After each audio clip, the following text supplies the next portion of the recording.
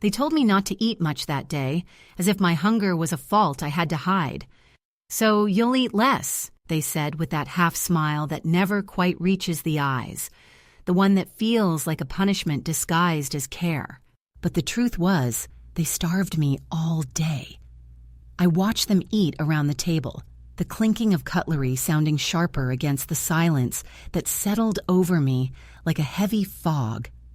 I was there, but not there, invisible, an afterthought, a ghost in the house where I had lived so many years. I was 79 years old and living alone now, in a small rented room behind a stranger's house where the stray dog I rescued waited every afternoon by the gate, hopeful for the scraps I could spare. I fed that dog with the groceries they barely let me touch, and in feeding him, I fed a part of myself that was starving in ways no one ever noticed or acknowledged. I remember that morning with piercing clarity, how my daughter's voice had that clipped edge as she told me what I was allowed to eat, the portion sizes strictly measured, as if I were a child or a patient in a hospital. They insisted it was for my own good, that my health depended on it. But health, I learned, could be used as a weapon, a way to control without admitting cruelty, to starve without confessing neglect. That day, the house was filled with the smells of roasting chicken and fresh bread, scents that teased and mocked the emptiness inside my own plate. The children laughed and passed dishes, the table bustling with warmth and noise, all of it leaving me colder than any winter wind that ever brushed the window panes. They never looked at me, not really, and when my eyes sought theirs, I was met with avoidance or irritation, as if my hunger embarrassed them. I had once been the one to prepare these meals, to set the table and keep everyone fed, and now I was reduced to watching from the edges, a silent watcher in a scene that no longer included me. There were moments that day when I considered speaking up, when I thought maybe if I asked, pleaded even, someone might notice the hollow ache inside me and reach out with kindness.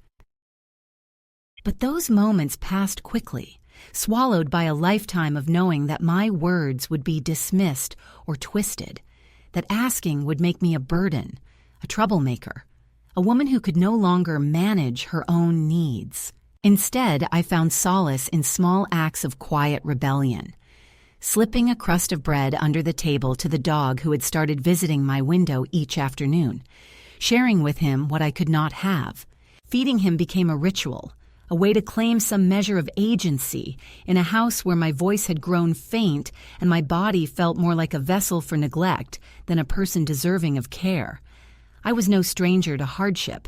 Life had worn its marks on me, lines etched deep by years of work, loss, and resilience.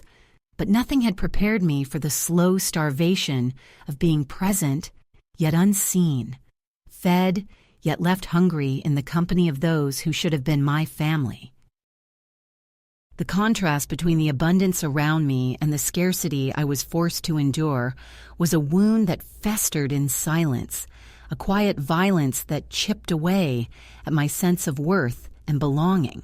I was 79 years old with hands that had cradled generations, a heart that had given everything, and a spirit that still flickered despite the coldness that surrounded me. Yet in that house, with its locked pantry and whispered judgments, I felt myself shrinking, becoming less and less until I was almost nothing. Now, living alone with Mercy, the dog I had saved from neglect, by my side, I am learning to rebuild what was broken. The groceries I buy with my own money fill my small kitchen with sense of nourishment and comfort, reminders that I am still here, still capable of choosing for myself. Feeding Mercy is more than caring for a creature in need. It is an act of reclaiming my dignity, a quiet declaration that I refuse to be starved into silence. My story is not unique, but it is mine, and in sharing it, I hope to give voice to the countless women who have been diminished by those closest to them, who have endured the slow erosion of love disguised as care. Hunger is not always visible. It is not always about food. Sometimes it is the hunger for respect, for recognition, for the simple humanity that too often gets lost in the shadows of family life. As I sit here now, in this modest room that is mine alone, with Mercy curled at my feet and the evening light filtering softly through the window, I hold on to the truth that emerged from the emptiness of that day, that no one has the right to starve. You, not of food, not of love, not of presence. And if they try, you must find your own way to feed the parts of yourself they have tried to wither. For me, that way was in the quiet eyes of a dog who understood hunger without words, in the small kindnesses I could still offer and receive. This is where I begin to tell my story. A story of starvation, yes, but also of survival, of resistance, and of the slow, steady return to life. The moment I realized something was truly wrong was the day they told me there wasn't enough food to go around. It was a quiet morning, the kind that starts with the slow creak of floorboards and the distant hum of the television downstairs. I was sitting at the kitchen table, waiting for breakfast, hoping for a bowl of oatmeal or at least a warm cup of tea, something to steady my shaking hands and ease the ache in my joints. Instead, my daughter stood in the doorway holding a small plate with a sliver of boiled chicken and a few wilted greens.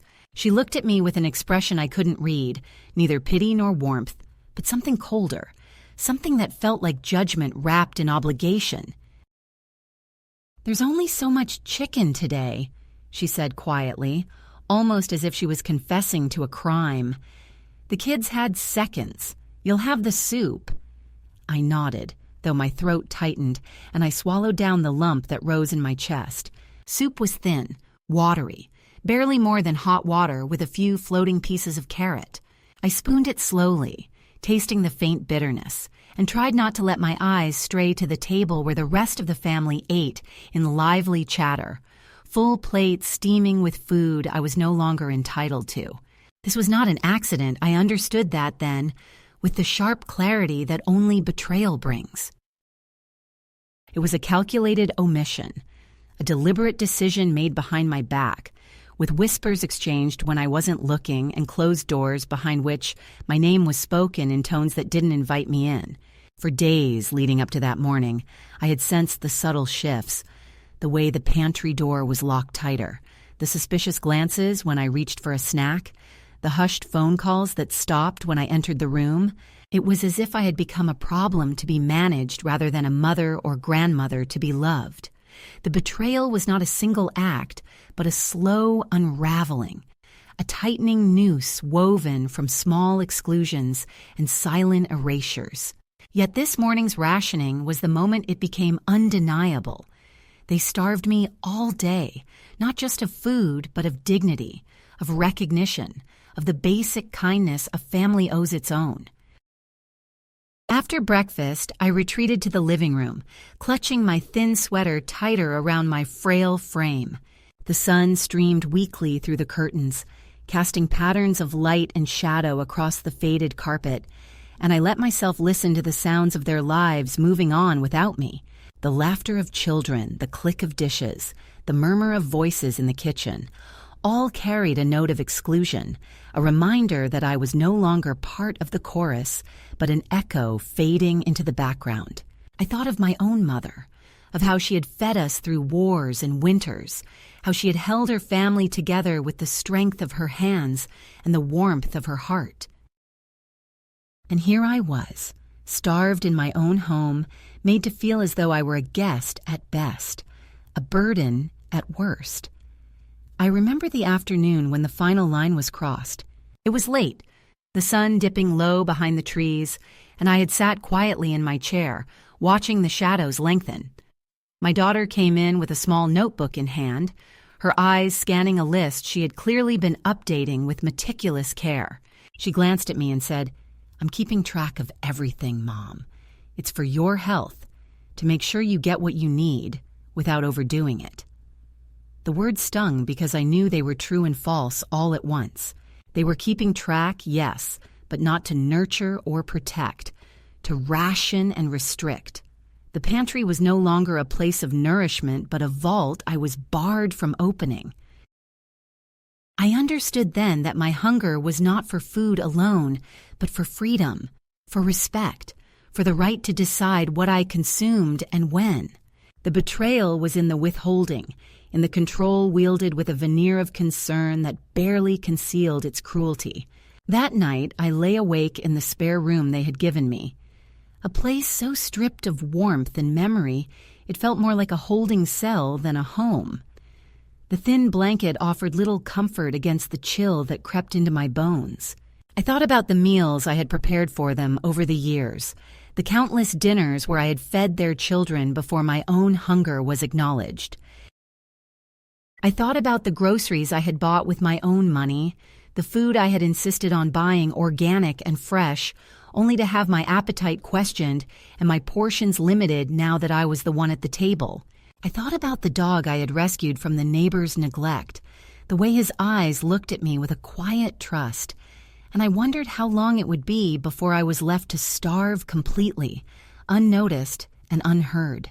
The realization settled like a stone in my gut. I was being erased, my needs diminished until they were no longer visible, until I was nothing more than a shadow in the family portrait.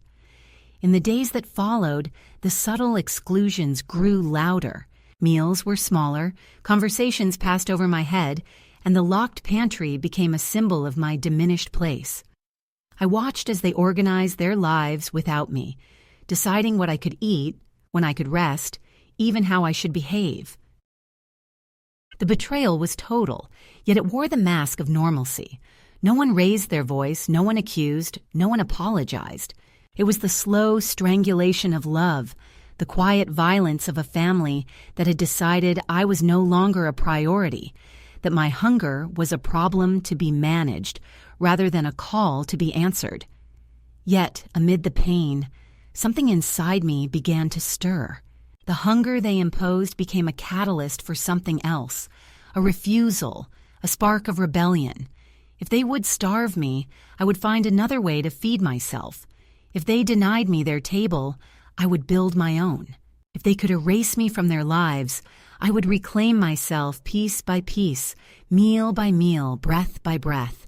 The day they rationed my food was the day I began to hunger for freedom, for agency, for a life not defined by exclusion, but by choice.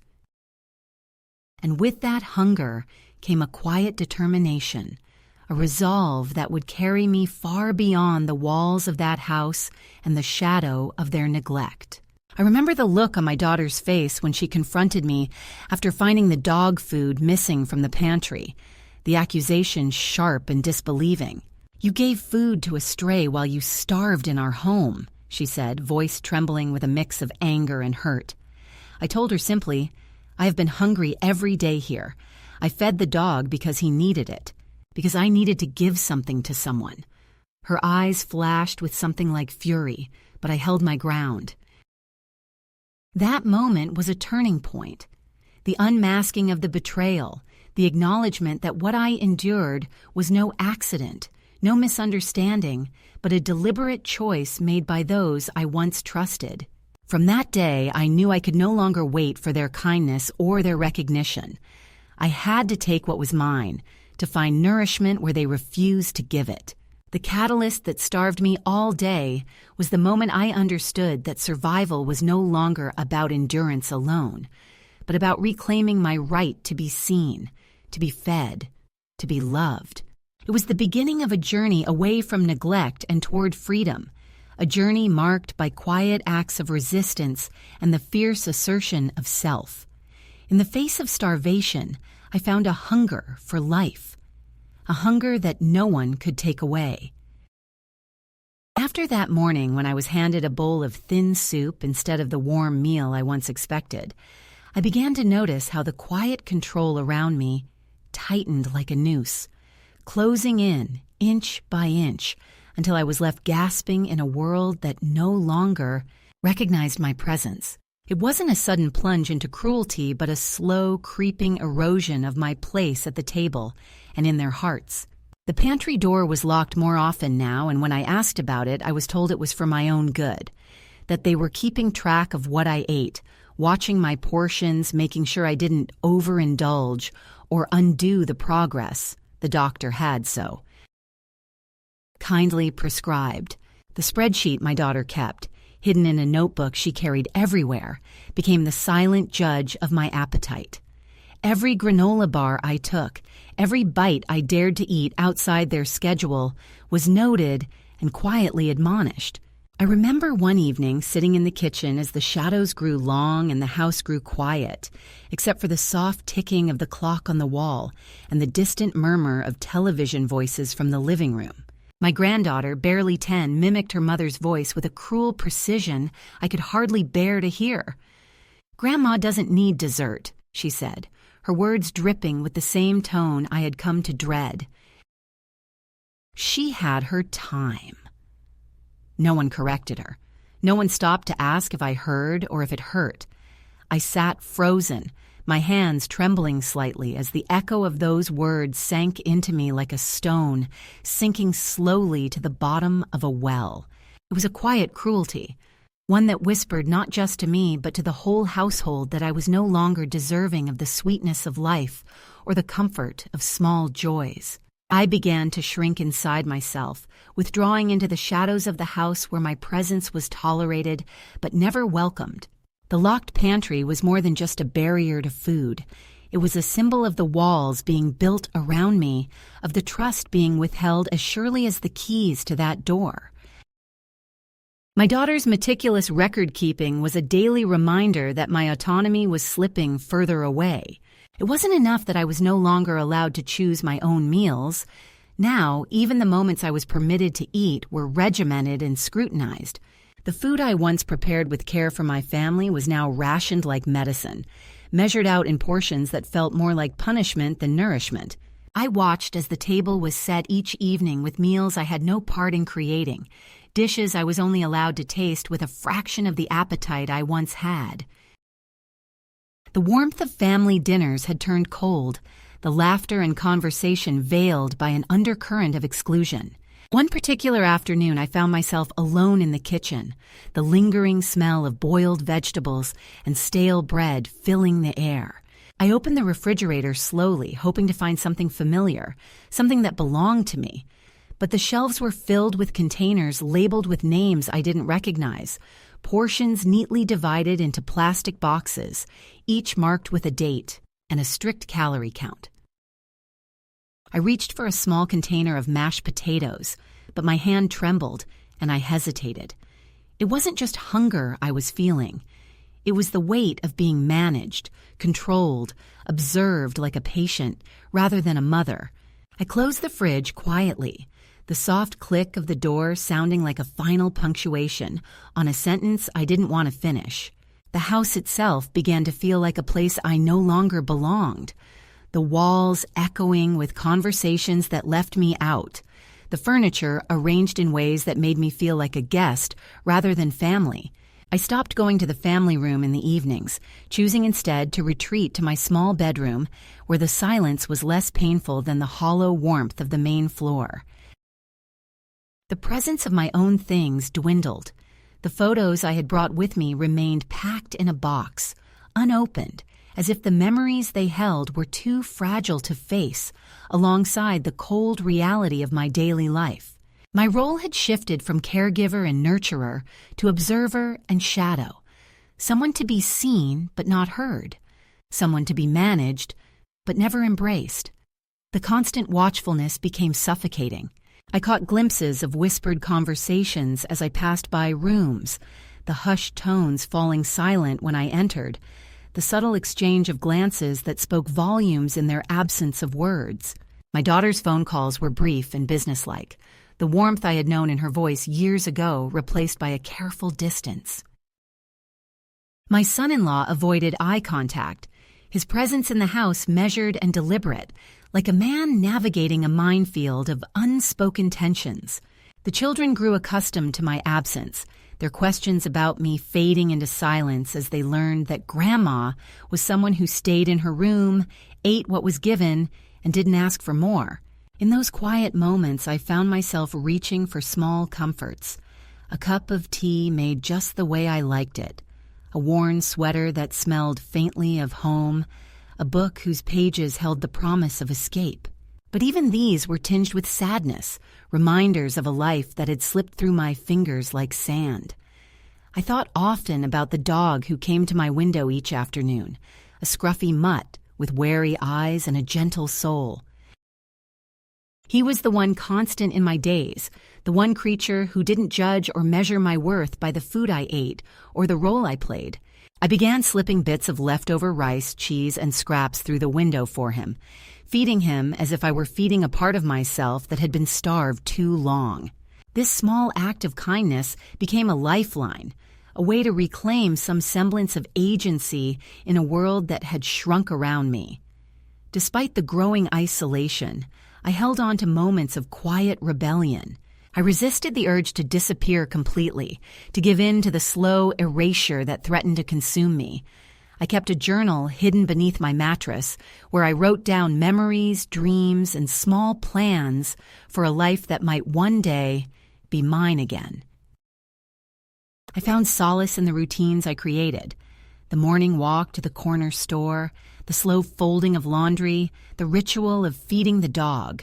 These acts, though small, reminded me that I was still here, still capable of choosing, still worthy of care and respect. Yet the escalation of control was relentless. The locked pantry became the battleground where trust was broken and my will tested. I was accused quietly of hoarding or sneaking food, of being ungrateful or difficult. The accusations were never loud, but their impact was profound. Each one chipped away at my confidence, making me question my own judgment and the validity of my needs. I was made to feel as though I were the problem, the obstacle to the harmony of the household. But beneath the surface, a quiet fury grew. Not one of anger, but of determination. Determination to find a way out, to reclaim my dignity, to feed myself in every sense of the word. As the days turned into weeks, the lines between love and cruelty blurred, and I realized that the greatest violence I endured was not the withholding of food alone, but the withholding of my humanity. I was being starved not only of nourishment, but of presence, of voice, of choice. The first escalation was a test of endurance, a crucible in which I learned the depths of my own strength and the limits of their compassion. And in that learning, I began to see a path forward, a path that led away from the locked pantry and the whispered accusations toward a life I would build on my own terms. There came a day when I realized waiting was no longer an option. The quiet oppression that had settled over my life was like a slow storm, pressing me down until the weight became unbearable. It was not a sudden awakening, but a gradual unfolding, a soft crack in the wall of silence I had built around myself. I found myself lingering longer in the garage, where the dog food was kept, a small, locked room at the back of the house I was barely allowed to enter. The cans of stew, marked with fancy labels like with bone marrow or premium organic, were meant for the purebred retriever that belonged to the neighbors, a dog pampered and adored, the center of their world. But somehow, this scruffy mutt that waited by my window had found his way to me, his eyes full of cautious trust, and in feeding him, I fed a part of myself that had been starving far longer than my body. It started as a simple act, almost accidental. I opened one of the tins quietly, careful to make no noise that might betray me, and I spooned out a portion, setting it gently into a small dish I had found in the corner of the kitchen. The dog was hesitant at first, but hunger outweighed fear, and he ate with a hunger that mirrored my own. Feeding him became my secret ritual, a small rebellion against the silence and control that had defined my days. It was more than just food. It was an act of love, of connection, of reclaiming agency in a world where I had been told to be small, to eat less, to disappear. I began to slip bits of cheese, scraps of bread, and little treats to him whenever I could, hiding the evidence in my coat pockets, sharing what was denied to me. In those moments, the dog was not just a stray, but a companion, a witness to my refusal to be broken by neglect. His presence reminded me that survival was not only about endurance, but about finding nourishment in unexpected places, about the power of small acts to reclaim what has been lost. Feeding him was feeding myself, a quiet affirmation that I was still here, still fighting, still deserving of care. This shift in my daily routine sparked something deeper within me. I began to imagine a life beyond the locked doors and whispered judgments, a life where I could choose what and when to eat, where I could be seen and heard without apology. The act of feeding the dog was a small step, but it was the first step toward reclaiming my independence. It was a crack in the cage that held me, a sign that I was beginning to break free from the invisible chains of control. I started to take more walks in the neighborhood, using the excuse of needing fresh air or a change of scenery, but really seeking out places where I could breathe freely, where no one monitored my movements or my appetite. Each step was a quiet defiance, a way to remind myself that the world was larger than the confines of that house, larger than the hunger I had endured. I noticed the small kindnesses along the way, a neighbor's nod, the scent of blooming flowers, the warmth of the sun on my face. These simple moments became anchors, grounding me in a reality that was mine to shape. At night, I found myself writing in a small journal I had purchased with the last of my savings, pouring out the feelings that had no place in conversation. I wrote about the hunger, the loneliness, the quiet betrayals, but also about hope, about dreams of a life where I could feed not just my body, but my spirit. The act of writing was a form of healing, a way to reclaim my voice when the world had tried to silence me. It was in these pages that I began to plan, not with grand gestures, but with small, manageable steps. Finding a room to rent, looking for work, imagining a space where I could be fully myself again. One evening, when the house was silent except for the ticking clock, I found myself standing before the locked pantry, my fingers tracing the cold metal of the latch. For so long it had been a barrier, a symbol of what was withheld from me, both literally and figuratively. But now it was a challenge, a puzzle to be solved. I realized that the lock was not just on the door but on my own will, and that to open it, I had to first unlock the belief that I was worthy of nourishment and freedom. I began quietly gathering what I could: coins saved from small allowances, a card I had kept hidden, a number for a local room to rent I had seen on a bulletin board. I made calls in the quiet hours when no one was listening, asking questions, making appointments, planting the seeds of a new life. Each step required courage. Each decision was a reclaiming of agency that had been denied for too long. The process was slow, sometimes discouraging, but it was mine. Feeding the dog had been my first act of defiance, but it was also a beacon guiding me forward.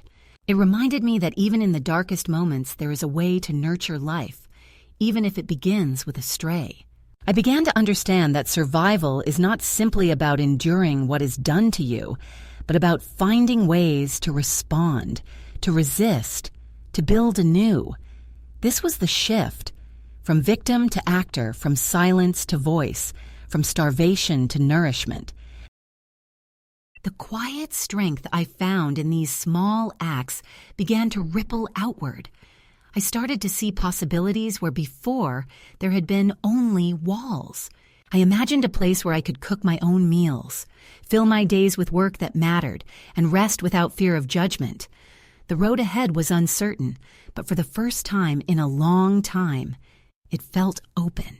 I was beginning to walk toward a life that was not defined by what had been taken from me, but by what I was choosing to reclaim.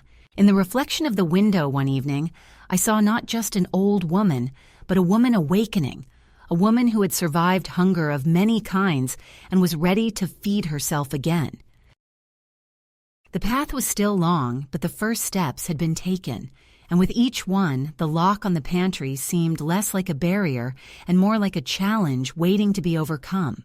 The days after my small acts of defiance began to ripple outward were marked not by relief, but by confrontation, by the heavy return of the past bearing down on me like an unrelenting tide.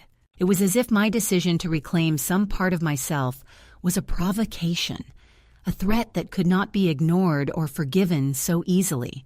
The calm I had begun to build around feeding the dog, stepping outside the boundaries set for me, was shattered by the sudden sharp intrusion of their anger and control. They found out. Or perhaps they never really needed to find out. Perhaps they were always watching, waiting for the moment I dared to step beyond the silence they had imposed. I was caught one evening as the sun dipped low and the house grew quiet in the twilight. I had slipped into the garage once again, that locked sanctuary where the dog food was kept, and quietly spooned out a portion of the stew I had come to cherish. The one with the bone marrow, the kind they bought for their precious retriever. I set it down gently on a small dish, hoping the dog would come quickly that no one would notice. But this time, a shadow fell across the doorway. A camera, hidden and watching, had caught me in the act. It was an invasion, a betrayal of trust I had not even dared to offer. They watched me through that lens, not with empathy, but with suspicion, with a readiness to condemn. Later, at the dinner table, the footage was played back, not in private, but as a spectacle. A trial where I was the accused, and they, the jury. My daughter's voice was sharp, trembling with a mixture of anger and disbelief as she confronted me. "You lied to us," she said, eyes narrowing. "You gave food to a mutt while we were budgeting to keep you healthy. Do you have any idea what that means?" I met her gaze steadily, my own voice quiet but firm. "I've been hungry every day in this house," I said simply, the words hanging heavy in the air. "I fed the dog because he needed it, because I needed to give something to someone." The silence that followed was colder than any rebuke. No one looked at me. No one spoke. It was as if I had been stripped not only of my dignity, but of the right to be heard. That confrontation marked a turning point, not in their attitudes, which hardened, but in my own resolve. The second escalation was not just a resurgence of control, but a full-throated attempt to push me back into the shadows, to silence the small light I had begun to kindle within myself. They brought up every small fault, every perceived transgression, twisting my need for food and connection into evidence of deceit and ingratitude. The locked pantry became a fortress guarded not just by keys, but by accusation and shame. I was made to feel a criminal for the simplest acts of survival, for the instinct to nurture that had refused to be extinguished. Amid this, I received a letter. It was unexpected, coming in the middle of the storm, and it was from my youngest grandson, Kieran, the one who had never stopped visiting, who had always seen me as more than a shadow or a problem to be managed. His handwriting was familiar, full of nervous loops and careful spacing, the same way his mother had written when she was his age. In his letter, he asked gently, "Grandma, where are you? We miss you. Please tell me you're okay." There was no accusation in his words, no demand for explanation, only the quiet yearning of a child who still hoped for connection. I read the letter twice, tracing the lines with trembling fingers, and for a moment I felt the warmth of being remembered, being wanted. But even as that warmth touched me, the past surged forward in other forms. My daughter, Lisa, showed up one day at the cafe where I had begun working, her presence a mixture of confrontation and fragile apology. She was dressed in a tailored coat, her expression unreadable, and when she spoke, her voice was low and guarded. "We thought you were behind us at the airport," she said, referring to the day they had left me waiting in the lounge. "We panicked. The kids were cranky. We didn't mean to hurt you." I listened, the words washing over me like cold water. 8 hours of waiting. 8 hours of silence. She didn't mention the hours, the waiting, the knowing they had left me behind intentionally. She only offered the excuse of panic and tired children, as if that could undo the sting of abandonment. I nodded slowly, not out of forgiveness, but to acknowledge the moment without surrendering my truth. "I didn't leave," I said simply. "You did." She pulled from her purse an envelope, one she said was for my grandson, Kieran. He was struggling, she said, and they wanted to help. I took the envelope not because I wanted what was inside, but because refusing it outright would have been another kind of surrender. He doesn't need a go-between, I told her. He knows how to call. The conversation ended there, a fragile truce that held only as long as it had to. Her eyes were tired, her defenses slipping for a moment, and she whispered, "I wasn't trying to replace you. I just didn't want your shadow in every room." That was perhaps the closest thing to honesty I had heard from her in years. The escalation did not stop there. The local paper ran an article about my disappearance, a front-page story that painted me as a vulnerable woman who had vanished without a trace, leaving a worried family behind. Quotes from my son and daughter-in-law were full of concern and fear, but beneath their words, I heard the faint echo of possession, the need to control the narrative, to frame me as a victim rather than an agent of my own life. The article was a reminder that the past was not only present but persistent, that the family who had tried to erase me now sought to claim me in their image, as a fragile, lost woman in need of rescue. Legal pressure soon followed. A lawyer arrived at the cafe representing Adam and Lisa with carefully worded requests about my well-being and assets. They wanted to ensure I was in a safe environment to discuss next steps, euphemisms for taking back control, for reeling, me and under their terms. I looked at the man, calm and steady, and told him plainly, "Tell Adam and Lisa I'm not a pet. They forgot to pick me up, and there are no next steps unless I take them." His eyes flickered, caught off guard by my resolve. I walked past him and out the door, leaving behind the shadow of the family I had known and the control they still tried to wield. Arthur, the man who had become my friend at the cafe, was waiting outside. He didn't ask about the lawyer or the family's attempts to reclaim me. He simply asked, "You okay?" And I answered with the truth I was just beginning to own. Yes, because I'm not going to let anyone convince me I'm not. In that moment, surrounded by the familiar noise of the city and the quiet presence of a friend, I felt a strength I hadn't known I still possessed. The second escalation was a reckoning, a collision between the life I was choosing and the life they tried to force upon me. It was painful and exhausting, filled with moments of doubt and fear, but it was also the crucible in which my new self was forged. I learned that standing firm meant saying no to the past, to the control, to the silencing. It meant accepting the loneliness that came with breaking free and embracing the uncertain freedom that lay ahead. Amid the turmoil, the small gestures of connection with Kieran remained my anchor. His calls were cautious but genuine, a bridge between the family I was leaving behind and the life I was building. When he visited, we talked of simple things: birds, books, the weather, conversation stripped of blame and expectation. He never asked me to return, and I never asked him to stay. We understood that our bond was fragile but precious, a thread of love that survived despite everything. The second escalation was not just a battle with family, but a fight for my very identity. It was the moment when I chose myself over their narratives, when I declared that I would not be diminished or controlled any longer. It was the painful but necessary storm before the calm, the breaking of old ties to make way for new growth. And in the midst of it all, I held on to the quiet hope that one day I would find peace, not in their acceptance, but in my own reclaiming of life and love on my own terms. The moment came quietly, without fanfare or dramatic announcement, but it carried the weight of a lifetime pressed into a single act.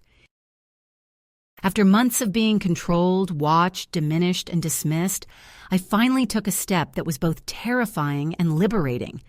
I sent a letter, not to my family, not to those who had tried to own my life and dictate my every move, but to the lawyer who had come with demands dressed as concern. The letter was brief, measured, and firm. It was a declaration that I was no longer theirs to control, a boundary drawn in ink that could not be erased or ignored. I wrote that I was of sound mind, living in a safe environment and not under duress. I informed them that I had retained local legal counsel and that any further attempts to contact me under the guise of concern would be considered harassment. I signed it with a steady hand and mailed it the next morning, feeling the finality of that act settle into my bones. That letter was not just paper and ink, it was a reclaiming of my voice, my autonomy, and my dignity. It was the culmination of all the small rebellions, the quiet defiance of feeding a stray dog, the refusal to be starved or silenced, the steadfast refusal to return to the shadows of neglect. It was the moment I took control of my story, refusing to be written into a narrative of victimhood or pity. Sending that letter was a way of saying, I am here, whole and unbroken, and I will no longer be a part of your script. It was the sharp, clean cut of a tether severed, the final boundary that marked the end of one chapter and the beginning of another. The days after I sent the letter were filled with a strange mix of silence and anticipation. The calls and messages that had flooded my phone slowed to a trickle and then stopped altogether. The legal threats and veiled concerns fell away like dead leaves in autumn, leaving a quiet that was not empty but full of possibility.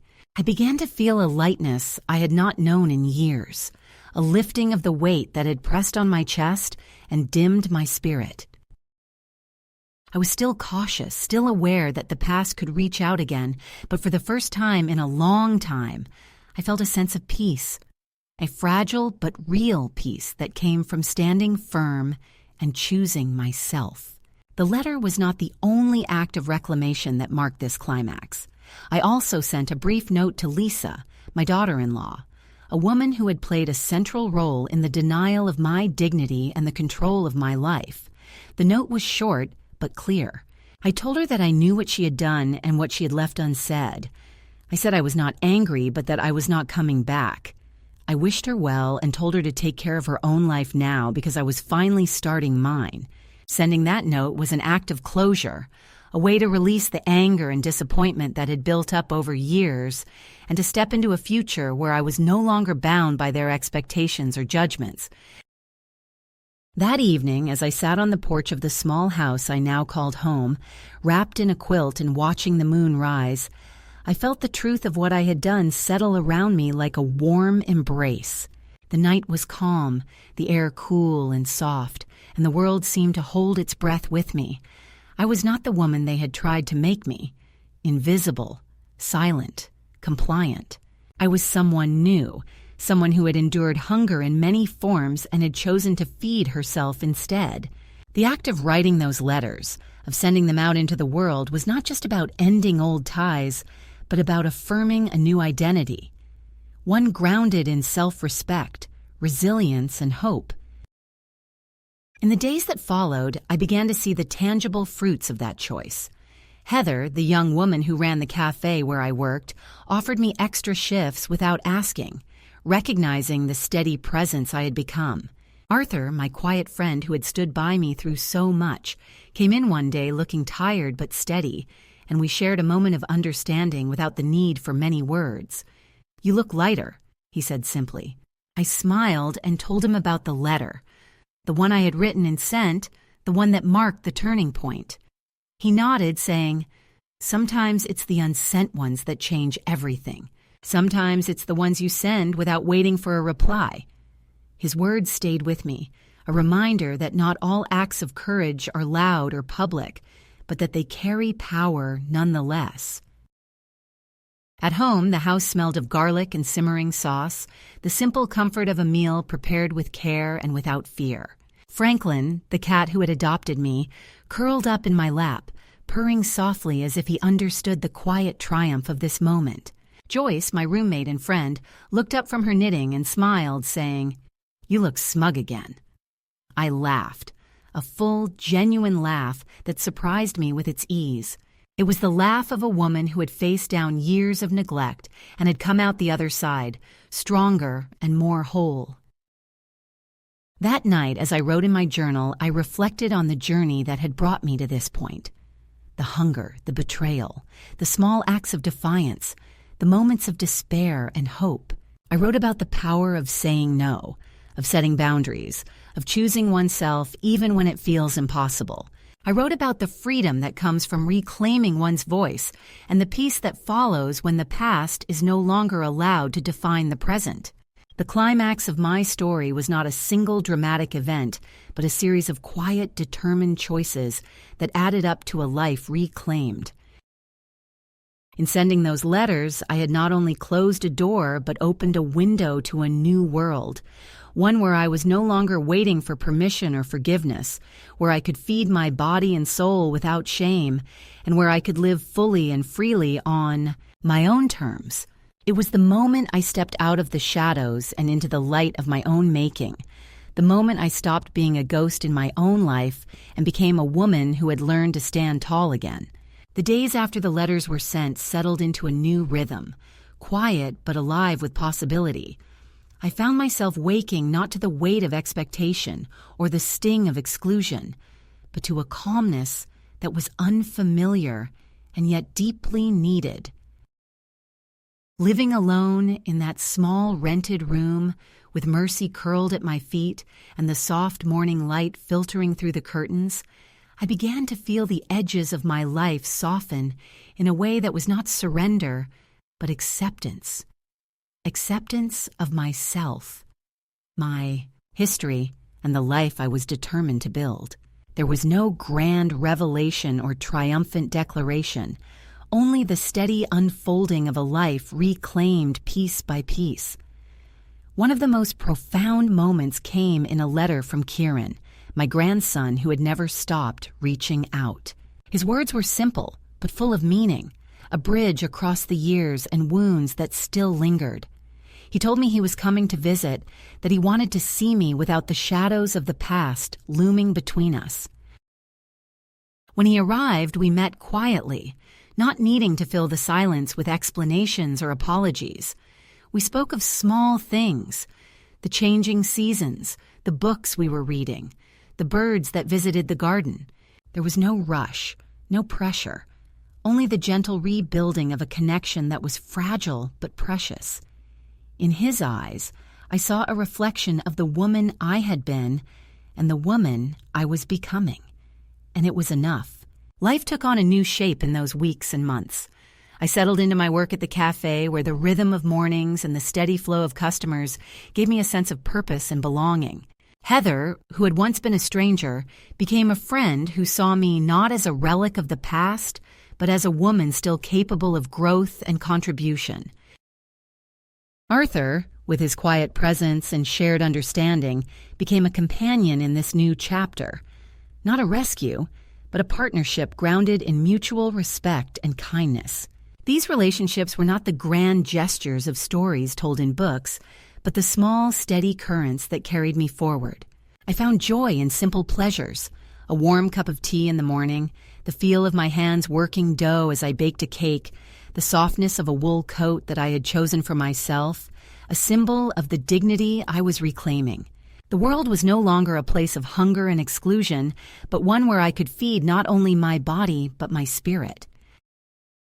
I began to bake lemon squares for the community potluck, an event I had never imagined myself attending, and in sharing those sweets, I shared a piece of my story, my survival, and my hope. The past, with all its pain and betrayal, did not disappear.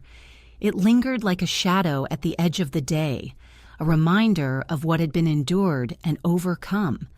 But it no longer defined me. I learned that healing is not about forgetting or erasing, but about embracing the whole of one's life with compassion and courage. I kept the letters I had written, not as weapons or shields, but as milestones marking the journey from silence to voice, from hunger to nourishment, from invisibility to presence. One evening, as I sat on the porch wrapped in a quilt, watching the moon rise over the quiet neighborhood, I wrote a letter to myself. It was a letter of affirmation and love, a reminder of the strength I had found and the journey I had taken. I told myself that I had waited too long for someone to save me, that I had forgotten I was always the one holding the key. I reminded myself that I had not lost them. It was they who had let go, and now I was finally letting go in return. I taped the letter to the inside of my dresser drawer, a secret reminder to carry with me whenever doubt crept in. The life I built was not grand or dramatic, but it was real and whole. It was a life of quiet moments and steady steps, of small victories and deep resilience. I learned that freedom is not always loud or public, but often found in the soft spaces where one dares to be oneself. I learned that love and respect begin with oneself, and that choosing to nourish one's own spirit is the first act of true rebellion. If my story finds you in a moment of silence or struggle, know this: you do not have to wait for permission or a perfect sign to choose yourself. You are not alone in feeling unseen or unheard, but you have the power to be your own sign, your own noise in the silence, your own step away from the places that diminish you. When you find your way back to yourself, come back and tell me. I will be here, listening, waiting, and believing in the strength that lives inside every woman who has been told she must be small.